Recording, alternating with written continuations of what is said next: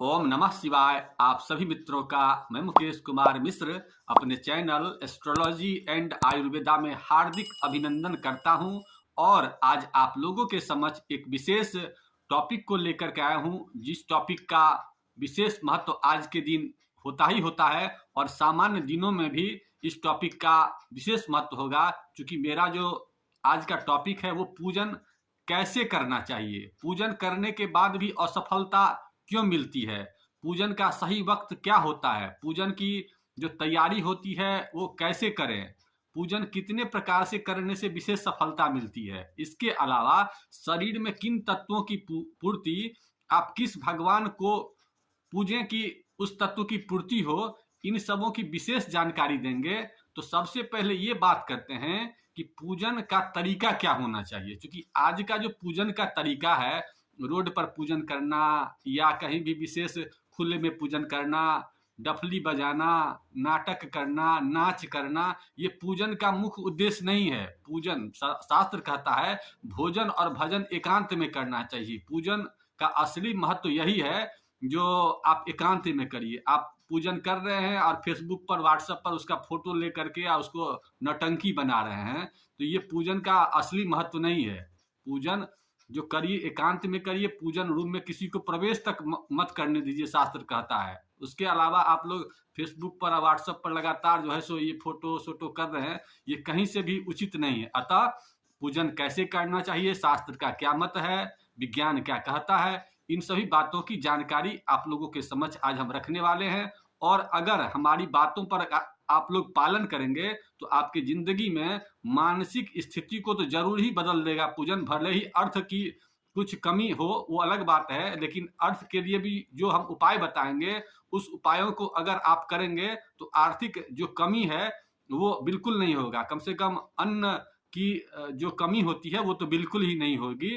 अतः पूजन कैसे करना चाहिए, कब करना चाहिए, इस विषय पर आते हैं। सबसे पहले पूजन का जो तरीका शास्त्र बताता है वो 3 तरीकों से बताता है, कायिक, वाचिक और मानसिक। लेकिन तीनों में जो सबसे फल देने वाला बताया गया शास्त्र के हिसाब से वो मानसिक बताया गया। मन के से जो किया जाता है उसे मानसिक बोलते हैं, और बोल के जो किया जाता है उसे वाचिक बोलते हैं, और जिसमें शरीर का विशेष काम लिया जाता है उसे कायिक बोलते हैं।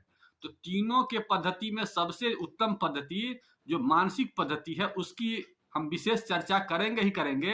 लेकिन सामान्य जनों को आम दिनों में कैसे पूजन करना चाहिए, उसकी तैयारी कैसी करना चाहिए, इन सब बातों पर करते हैं। तो सबसे पहले पूजन का सही वक्त क्या होता है, पूजन का जो सही वक्त है वो क्या होना चाहिए, इसकी चर्चा करते हैं। जिस प्रकार से किसी ऑफिस में हम लोग जाते हैं 10 बजे से 4 बजे के बीच में ही वो साहब मिलते हैं, या कोई ऑफिस खुला होता है, बैंक में पैसा निकालने का समय जो है 10 बजे से 3 बजे 4 बजे तक जो भी होता है, उसी प्रकार से भगवान के लिए भी पूजन का एक विशेष समय निश्चित है।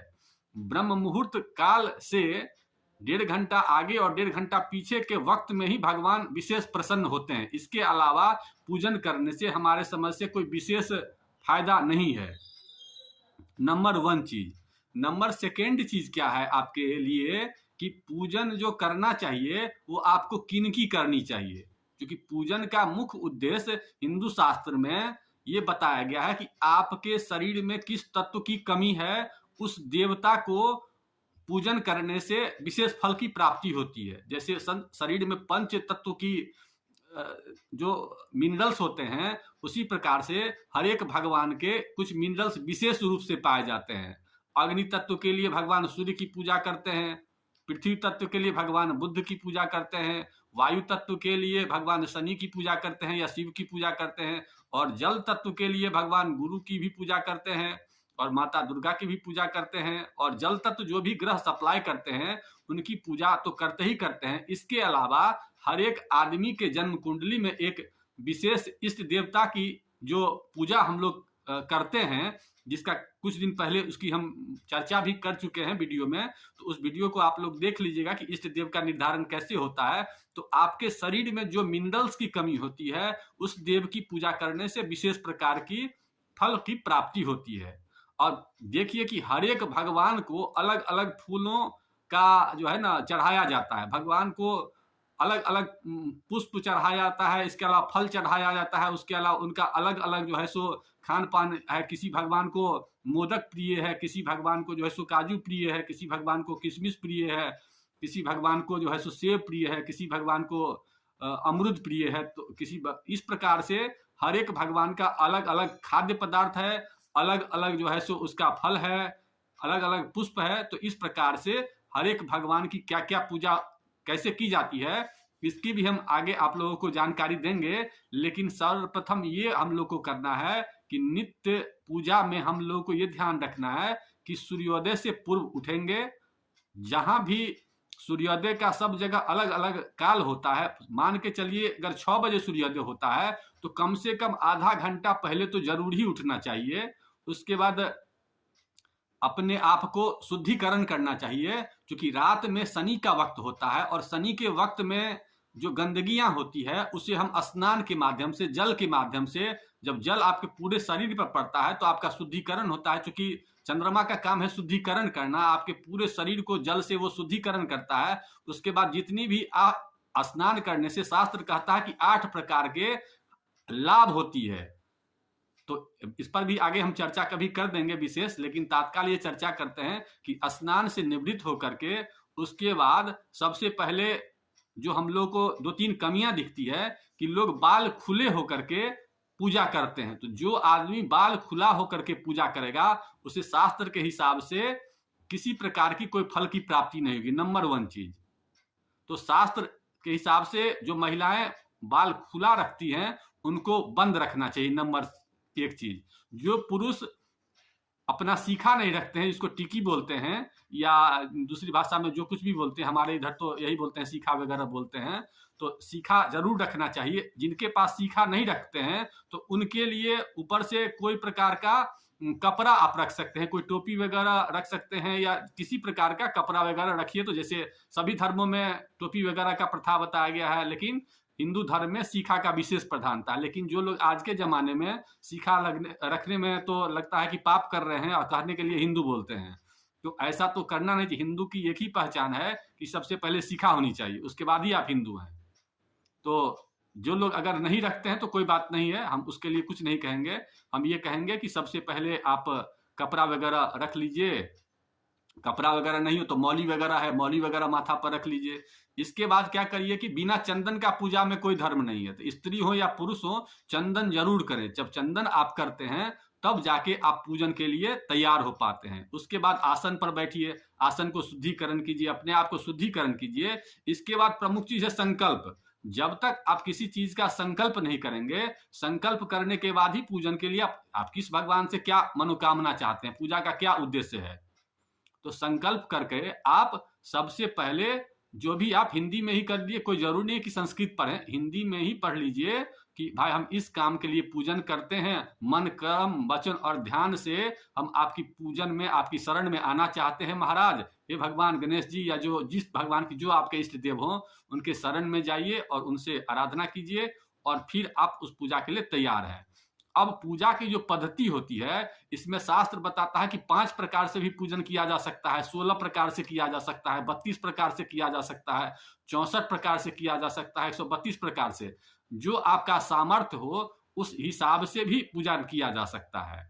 और मानसिक जप में सबसे प्लस पॉइंट ये है, किसी भी चीज की जरूरत नहीं होती है, इसीलिए मानसिक को हम विशेष प्राथमिकता देते हैं। बाकी चीजों में फूल की चाहिए जरूरत है, उसका फल की जरूरत है, लेकिन मन सा जो मानसिक पूजन करते हैं उन्हें केवल ये कहना कि मनसा परिकल्पयामी समर्पयामी, मन से कल्पना करके भगवान को हम ये चढ़ा रहे हैं। ऐसा आपको सबसे पहले तैयार कर लेना। उसके बाद ये ध्यान रखना है कि सबसे बड़े जो देवता हैं वो सूर्य साक्षात देवता हैं। अतः सबसे पहले स्नान ध्यान करने के बाद भगवान सूर्य की आराधना करनी चाहिए। चंदन वगैरह लगाने के बाद ये ध्यान रखिए कि भगवान सूर्य की आराधना करिए। अगर दर्शन कर लीजिए तो अति उत्तम है, जल दीजिए तो अति उत्तम है। अगर जल नहीं भी देते हैं तो उनकी आराधना करके उसके बाद अपने घर में आइए और घर में जो पूजन का स्थान हो एकांत होना चाहिए। ऐसा नहीं कि सब शोरगुल में हो। शोर पूजन का मुख्य उद्देश्य क्या है? मुख्य उद्देश्य आपके मानसिक शांति प्रदान करना। तो इसीलिए अब उसका टाइमिंग मॉर्निंग में क्यों होता है और कितने बार पूजा करना चाहिए? तो कहता है कि नित्यम त्रिसंध्यम पूजा करना चाहिए। 3 संध्या होता है। संध्या के समय में पूजन का विशेष महत्व है। तो संध्या कब होता है? जब रात खत्म होता है, सुबह उगता है तो उसे संध्या बोलते हैं। जब सुबह खत्म होता है, दोपहर स्टार्ट होता है तो उसे मध्याह्न काल बोलते हैं। और शाम में जब सूर्यास्त होता है और शाम की जब शुरुआत होती है तो उस समय में संध्या काल बोलते हैं। ये 3 काल पूजा की प्राथमिकता दी गई है। इसके अलावा आपको ये ध्यान रखना है कि पूजन का जो शुरुआत करें हम, तो सबसे पहले गणेश भगवान के स्मरण से करें, चाहे किसी भी देवता की पूजा करते हो। और एक चीज और, घर में जो पूजन रखते हैं वो बहुत लंबा लंबा फोटो नहीं होना चाहिए, छोटा पूजा होना चाहिए। कोई टूटा फूटा भगवान का तस्वीर वगैरह नहीं होना चाहिए, इसका निगेटिव इम्पैक्ट आता है।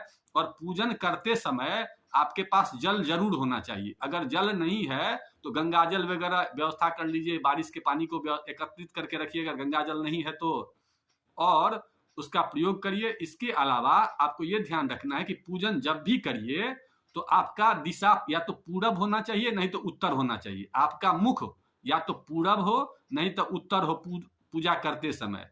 इसके बाद एक चीज और ध्यान रखना है कि जब आप पूजा करते हैं तो सबसे पहले अपने गुरु की, इष्ट की पूजा करिए, उसके बाद जिस भगवान की करते हैं। और मंत्र जाप जब भी स्टार्ट करिए तो मंत्र जाप के बाद आपके शरीर में एक विशेष प्रकार का वाइब्रेशन उत्पन्न होता है। आप सोए हुए हैं और किसी मंत्र को आप उच्चारण कर रहे हैं तो आपके शरीर में एक विशेष प्रकार का उच्चारण होगा, माने वाइब्रेशन होगा। तो उसी प्रकार से जब आप पूजन स्थल में मंत्र का जब उच्चारण करते हैं तो आपके शरीर में एक विशेष प्रकार का शब्दों का वाइब्रेशन होता है और उस वाइब्रेशन में विशेष प्रकार की शक्तियां उत्पन्न होती है।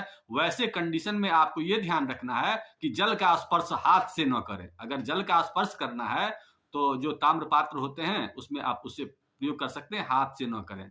इसके बाद जो भी भगवान को आपको जिस तत्व की आपके शरीर में पूर्ति हो, जो ग्रह कमजोर हो, उससे संबंधित भगवान को पूजन करने से विशेष प्रकार की सफलताएं प्राप्त होती है। तो भगवान को पूजन करिए।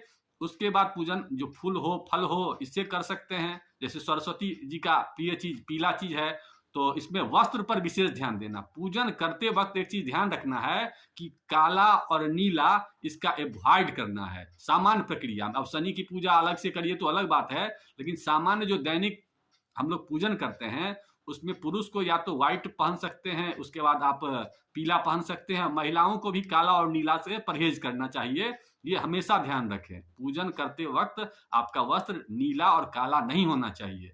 इसके अलावा पूजन करने के बाद आप भगवान को जहां भी बैठे हैं उसकी परिक्रमा जरूर करिए। भगवान की परिक्रमा नहीं कर पाते हैं तो जहां पर स्थल पर बैठे हैं उसी स्थल की परिक्रमा कर लीजिए। और परिक्रमा करने के बाद भगवान से क्षमा प्रार्थना करिए। और आरती वगैरह करते हैं तो आरती वगैरह भी कर सकते हैं, कोई आपत्ति नहीं है। उसके बाद क्षमा प्रार्थना करिए और क्षमा प्रार्थना के बाद जो भी आपका फल हो, फूल हो, प्रसाद के रूप में स्वयं भी खाइए और लोगों को बांटिए। तो बांटने से प्रसाद किस प्रकार का चढ़ाना है, जो आपका ग्रह कमजोर हो उसका चढ़ाना है। मंगल खराब हो तो मीठा वस्तु का दान कीजिए। इस प्रकार से जो हम पिछले एपिसोड में चर्चा कर चुके हैं किसको क्या दान करना है, नहीं करना है। अगर नहीं बना है तो आगे हम एपिसोड बनाएंगे इस सब पर भी। तो इन सब चीजों को आप करिए और इस प्रकार से अगर पूजन आप करते हैं तो 100% इसका परिणाम आपको मिलता ही मिलता है। पूजा का मुख्य उद्देश्य है आपकी मानसिक स्थिति को शांत करना, आपके अंदर में एक विशेष प्रकार की वाइब्रेशन को क्रिएट करना, आपके ऊर्जा लेवल को बढ़ाना, जिससे आपके शरीर में एक विशेष प्रकार की शक्तियां उत्पन्न होती है और उस शक्ति से आप जो भी काम करते हैं उसमें सफलता मिलती है। अब पोस्ट चूंकि बहुत लंबा हो गया है, मेरे मन में तो बहुत सारे विचार हैं इस विषय में कहने के लिए, लेकिन इन्हीं विषयों के साथ आज के पोस्ट को हम यहीं समाप्त करेंगे। लेकिन आप लोगों से मित्रों निवेदन है कि हमारे चैनल को अब तक आप लोगों ने सब्सक्राइब नहीं किया है तो कर लीजिए, क्योंकि आने वाले दिनों में मैं दैनिक दिनचर्या से संबंधित बहुत सारे टॉपिक्स को तैयार कर रहा हूं। मैं जो भी टॉपिक्स तैयार करता हूं उसके लिए बहुत मुझे पढ़ना पड़ता है, बहुत सारे किताबों का अध्ययन करते हैं, उसके बाद ही कोई पोस्ट तैयार करते हैं। क्योंकि समय कम होता है, आप लोगों को ज़्यादा लंबा पोस्ट देना नहीं हम चाहते हैं, छोटा छोटा देना चाहते हैं, जिससे आप लोग को भी चूंकि समय अभाव के कारण देखने में दिक्कत होती होगी। इन्हीं विषयों के साथ आज के वीडियो को यहीं समाप्त करते हैं। आप लोगों ने वीडियो देखा, इसके लिए आप सभी लोगों को बहुत बहुत धन्यवाद। अगर आप लोग अपनी कुंडली का विश्लेषण करवाना चाहते हैं तो हमारे नीचे दिए नंबर पर संपर्क करके उसकी जानकारी ले सकते हैं। ओम नमः शिवाय।